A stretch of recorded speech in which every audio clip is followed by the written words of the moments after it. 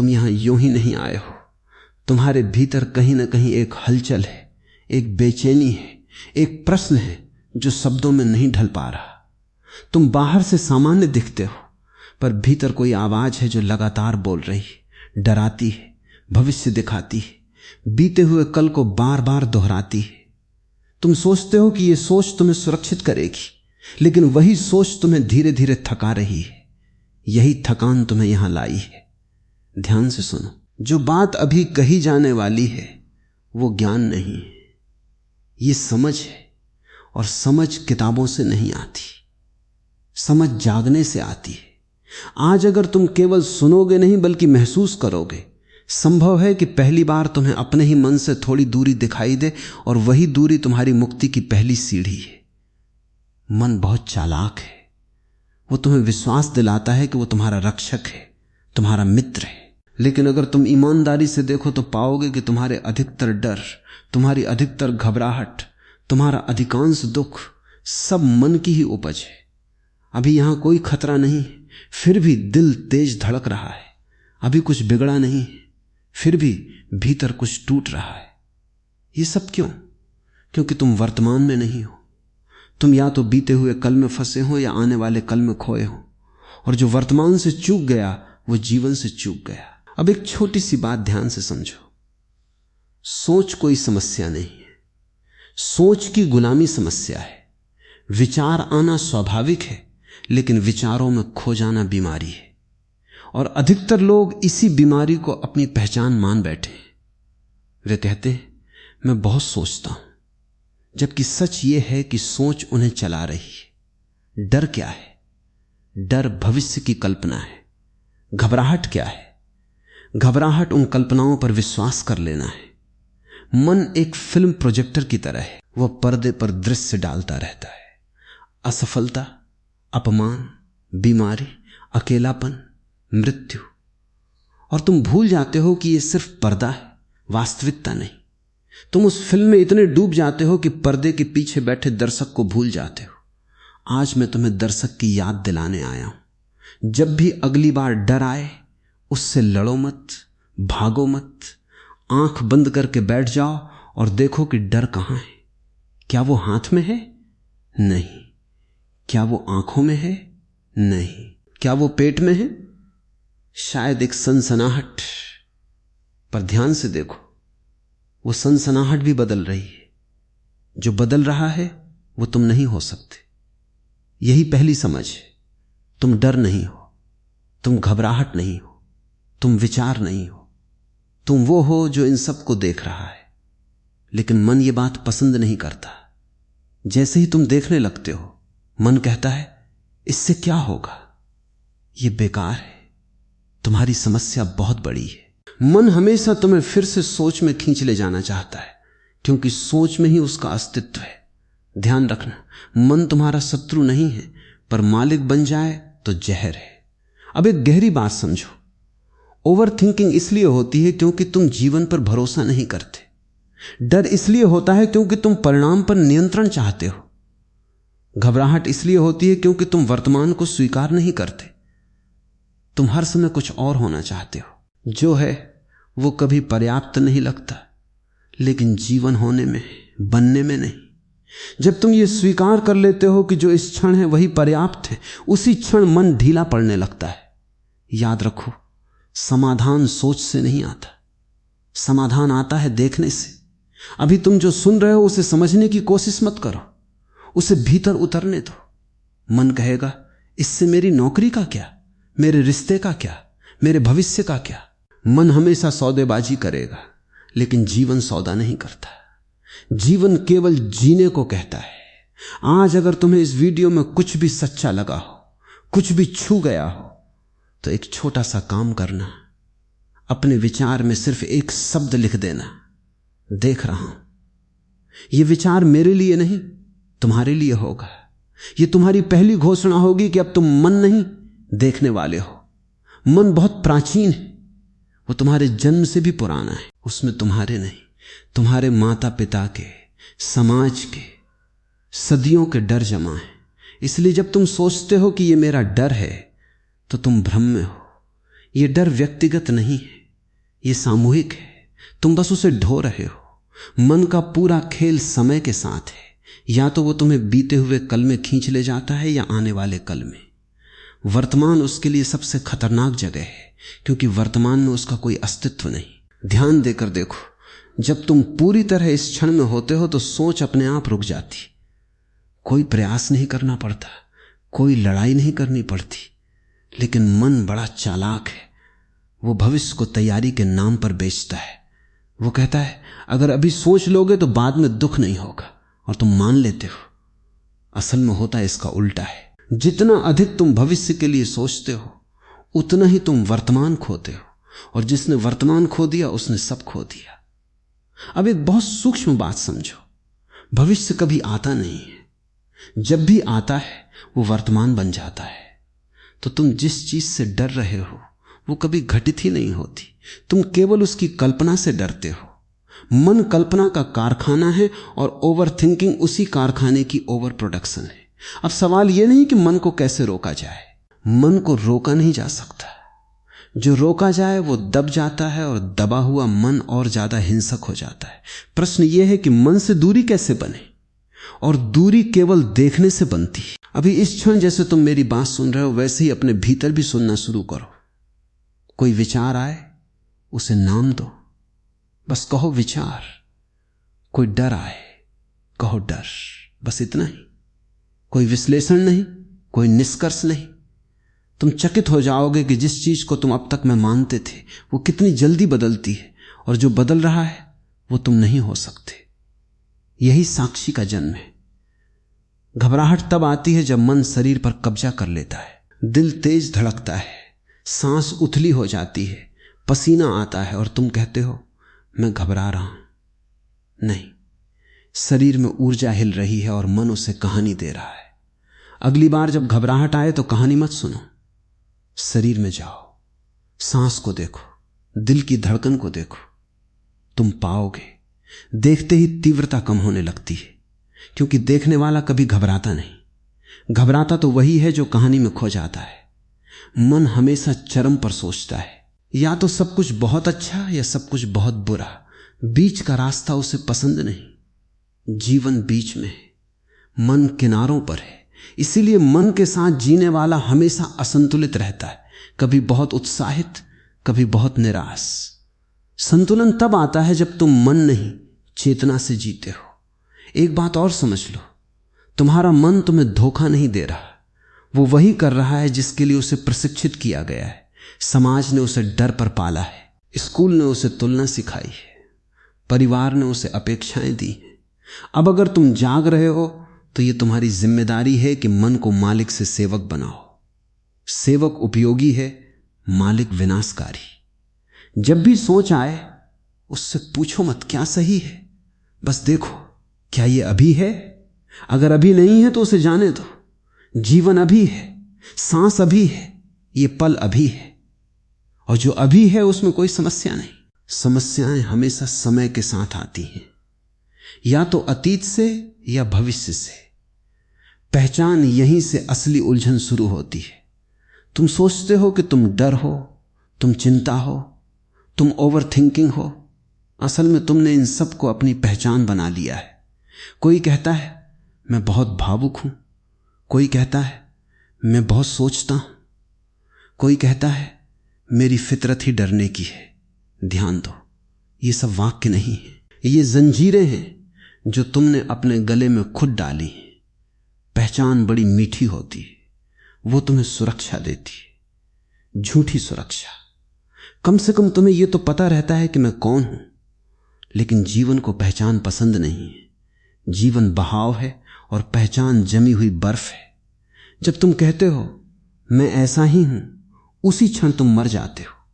सांस चलती रहती है, शरीर चलता रहता है, लेकिन भीतर कुछ नया घटने की संभावना समाप्त हो जाती है। अब एक बहुत क्रांतिकारी बात समझो, तुम्हारी कोई स्थायी पहचान है ही नहीं।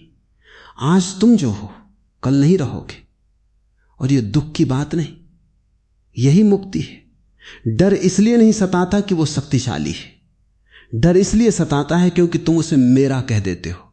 जैसे ही तुम कहते हो मेरा डर, तुमने उसे घर दे दिया। लेकिन डर कभी कहता नहीं कि मैं तुम्हारा हूं। ये तो तुम हो जो अपनापन जता रहे हो। अभी इसी क्षण भीतर देखो, कोई विचार चल रहा है। अगर मैं पूछूं ये विचार कौन देख रहा है, तो अचानक एक खालीपन सा महसूस होगा। वही खालीपन तुम्हारी असली प्रकृति है। मन उसे पसंद नहीं करता, क्योंकि उस खालीपन में मन का कोई चेहरा नहीं, कोई नाम नहीं। मन नाम से जीता है, समाज नाम से जीता है, लेकिन अस्तित्व नाम से नहीं, मौन से जीता है। तुम्हें बचपन से सिखाया गया, नाम बताओ, पहचान बताओ, उपलब्धि बताओ। कभी किसी ने नहीं सिखाया खुद को बिना नाम के महसूस करना। इसीलिए जब तुम अकेले होते हो, जब कोई देखने वाला नहीं होता, तब बेचैनी बढ़ जाती है, क्योंकि पहचान को दर्शक चाहिए। घबराहट अक्सर तब आती है जब पहचान खतरे में पड़ती है। अगर मैं असफल हो गया तो, अगर लोग मुझे कम समझने लगे तो, अगर मेरा नियंत्रण चला गया तो। ध्यान दो, ये जीवन का डर नहीं है, ये छवि का डर है। जीवन को फर्क नहीं पड़ता, जीवन बहता रहता है, लेकिन तुम्हारी बनाई हुई छवि कांपने लगती। अब एक प्रयोग करो। अगली बार जब डर आए, खुद से मत पूछो मैं क्यों डर रहा हूं, पूछो कौन सी पहचान खतरे में है। तुरंत स्पष्टता आएगी। कभी वो अच्छे इंसान की पहचान होगी, कभी सफल व्यक्ति की, कभी मजबूत दिखने वाले की। और जैसे ही तुम पहचान को देख लेते हो, डर ढीला पड़ने लगता है, क्योंकि पहचान देखी जा सकती है और जो देखा जा सकता है वो तुम नहीं हो सकते। ये समझ बहुत शांत है, इसमें कोई उत्तेजना नहीं, कोई नशा नहीं, लेकिन ये समझ धीरे धीरे मन के पूरे साम्राज्य को हिला देती है। ओवर थिंकिंग की जड़ यही है। तुम लगातार अपनी पहचान को बचाने की कोशिश कर रहे हो। भविष्य में सफल दिखना है, अतीत में सही साबित होना है, इस बीच जीवन निकल जाता है। याद रखो, जीवन को तुम्हारे परिचय पत्र की जरूरत नहीं, तुम बिना किसी लेबल के भी पूरे हो। जिस दिन तुमने ये देख लिया, उस दिन डर तुम्हारा पीछा छोड़ देगा, क्योंकि डर को रहने के लिए मैं चाहिए और तुमने मैं को ढीला कर दिया। अभी तक हमने 3 बातें देखी, सोच, मन और पहचान। अब अगली परत और गहरी है, क्योंकि अब बात सीधे तुम्हारे अनुभव पर आएगी। अनुभव यहीं से बात विचार से नीचे उतरती है। अब तक जो कुछ कहा गया उसे तुम समझ सकते थे, मान सकते थे, असहमत भी हो सकते थे, लेकिन अब जो कहा जाने वाला है उसे केवल अनुभव किया जा सकता है। समझ और अनुभव में फर्क है। अभी इस क्षण जैसे तुम मेरी बात सुन रहे हो, वैसे ही अपने भीतर भी सुनना शुरू करो। कोई विचार आए, उसे नाम दो, बस कहो विचार। कोई डर आए, कहो डर, बस इतना ही। कोई विश्लेषण नहीं, कोई निष्कर्ष नहीं। तुम चकित हो जाओगे कि जिस चीज को तुम अब तक में मानते थे वो कितनी जल्दी बदलती है, और जो बदल रहा है वो तुम नहीं हो सकते। यही साक्षी का जन्म है। घबराहट तब आती है जब मन शरीर पर कब्जा कर लेता है, दिल तेज धड़कता है, सांस उथली हो जाती है, पसीना आता है और तुम कहते हो मैं घबरा रहा हूं। नहीं, शरीर में ऊर्जा हिल रही है और मन उसे कहानी दे रहा है। अगली बार जब घबराहट आए तो कहानी मत सुनो, शरीर में जाओ, सांस को देखो, दिल की धड़कन को देखो।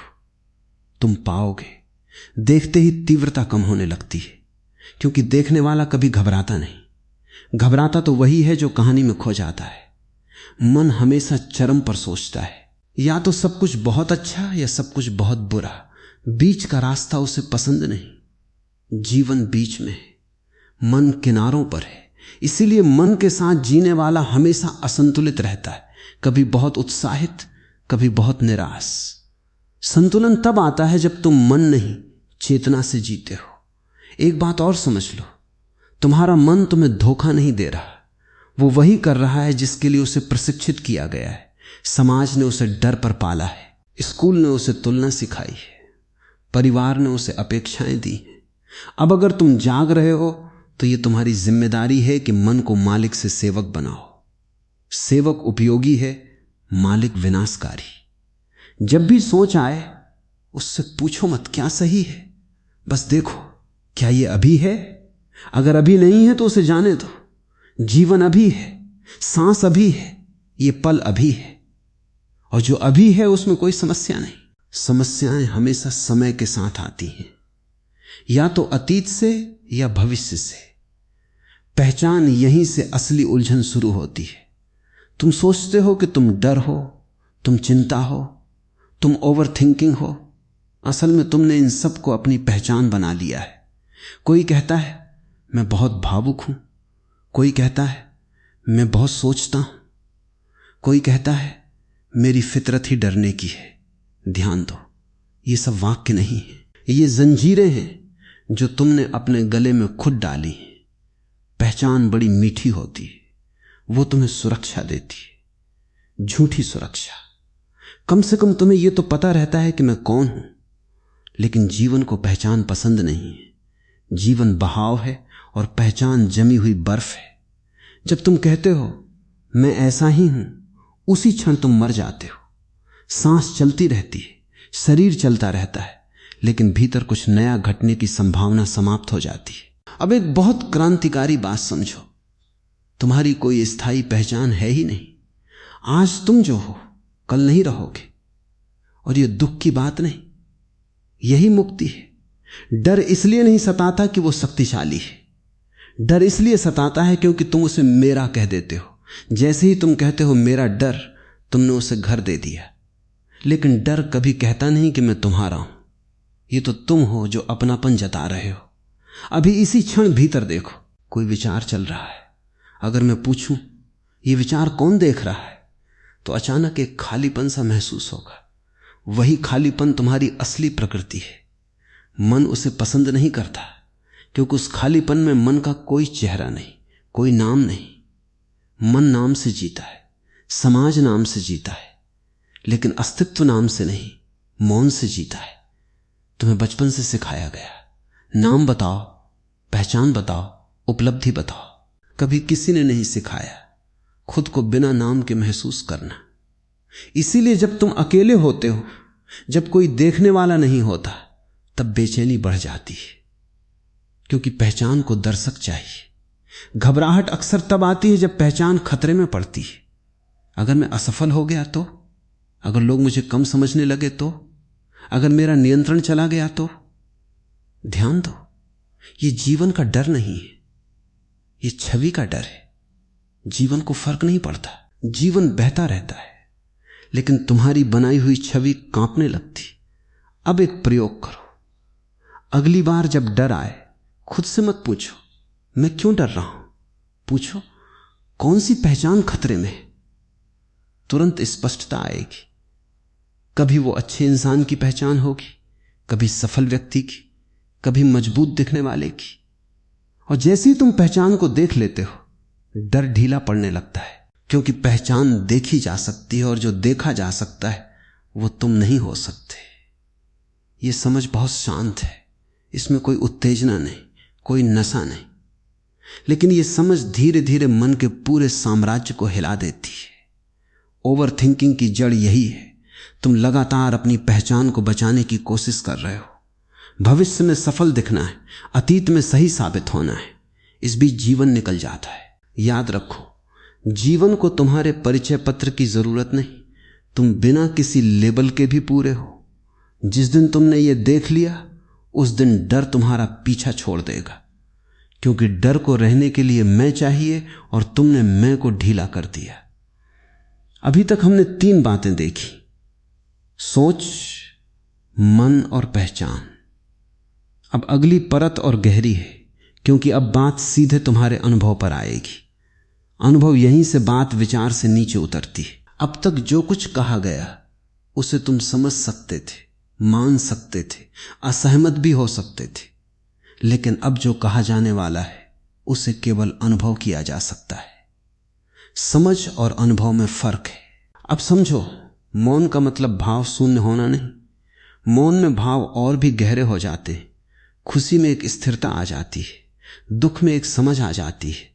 पहले तुम रोते थे और टूट जाते थे, अब तुम रोते हो लेकिन बिखरते नहीं। यही फर्क है।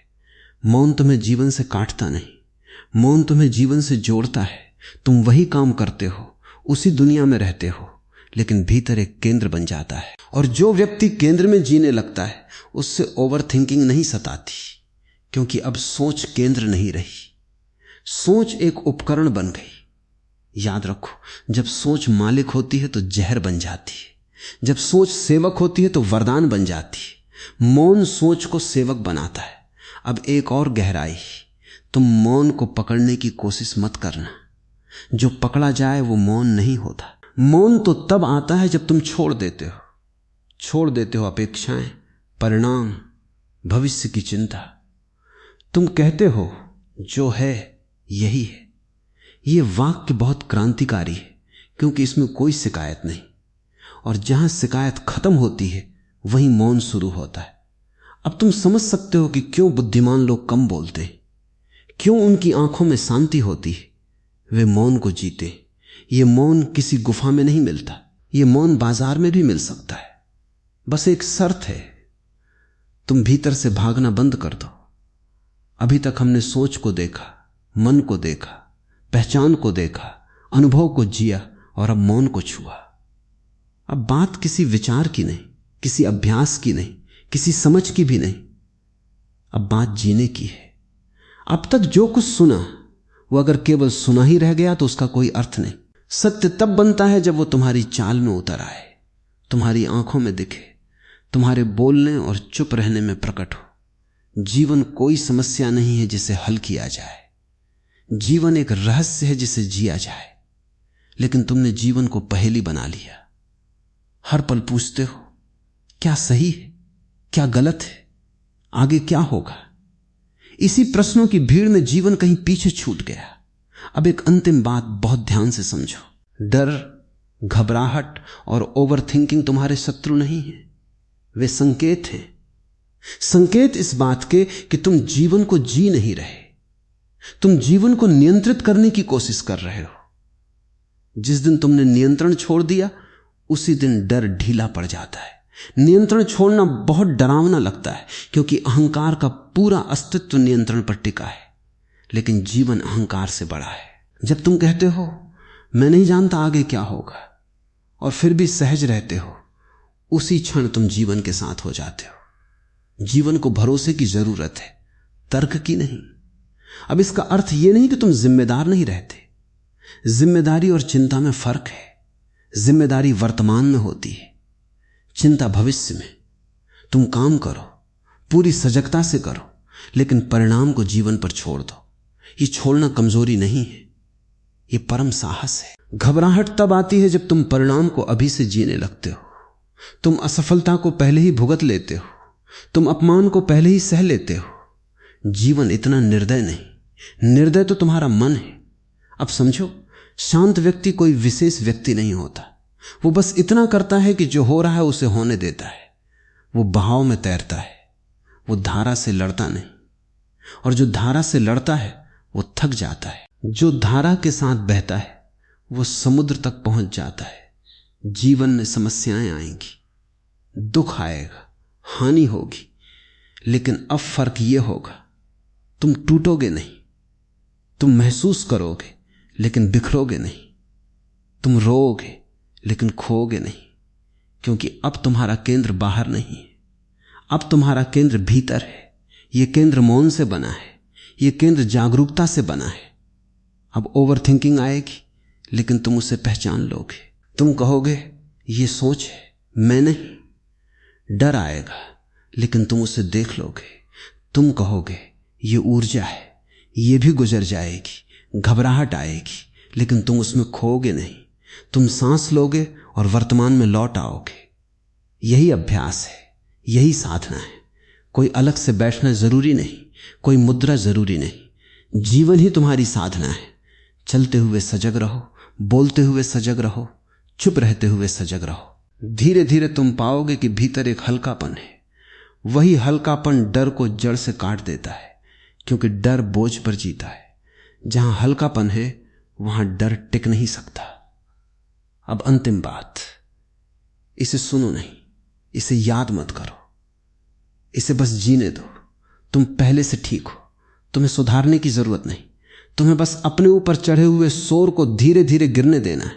जैसे धूल जम जाती है आईने पर और आईना खुद को दोषी मान लेता है। आईने को बदलना नहीं पड़ता, धूल झड़नी पड़ती है, तुम वही आईना हो। अब धीरे धीरे तुम ये देखने लगते हो कि हर अवस्था आती जाती है। आज मन भारी है, कल हल्का हो जाएगा। आज डर है, कल शायद नहीं रहेगा। और कभी कभी डर फिर लौट आएगा। लेकिन अब फर्क यह होगा कि तुम डर से परेशान नहीं होगे, क्योंकि तुम जान जाओगे यह भी एक लहर है। और जो लहर को लहर की तरह देख लेता है वो डूबता नहीं। ओवर थिंकिंग भी अब वैसी नहीं रहेगी। सोच आएगी लेकिन वो तुम्हें बहा नहीं ले जाएगी। तुम काम कर रहे हो और मन कुछ और सोच रहा है, अब तुम घबराओगे नहीं, तुम बस देखोगे, अच्छा मन चल रहा है। और ये देखने भर से सोच की आधी ताकत खत्म हो जाती है, क्योंकि सोच अंधेरे में ताकतवर होती है, रोशनी में नहीं। जागरूकता ही रोशनी है। अब जीवन थोड़ा सरल लगने लगता है। पहले तुम हर चीज को बहुत व्यक्तिगत लेते थे, हर शब्द, हर प्रतिक्रिया, हर नजर। अब तुम थोड़ा ढीले हो जाते हो। जीवन तुम्हें कुछ साबित करने के लिए नहीं बुला रहा, जीवन तुम्हें जीने के लिए बुला रहा है। अगर इस पूरी यात्रा में तुम्हारे भीतर एक पल के लिए भी शांति उतरी हो तो समझ लेना बीज गिर चुका है। अब उसे तुम नहीं उगाओगे, जीवन खुद उसे उगाएगा। और एक दिन तुम अचानक पाओगे डर कहीं पीछे छूट गया है, घबराहट बेईमानी हो गई है, और सोच अब सिर्फ एक औजार है। यही स्वतंत्रता है, यही मुक्ति है, यही जीवन है।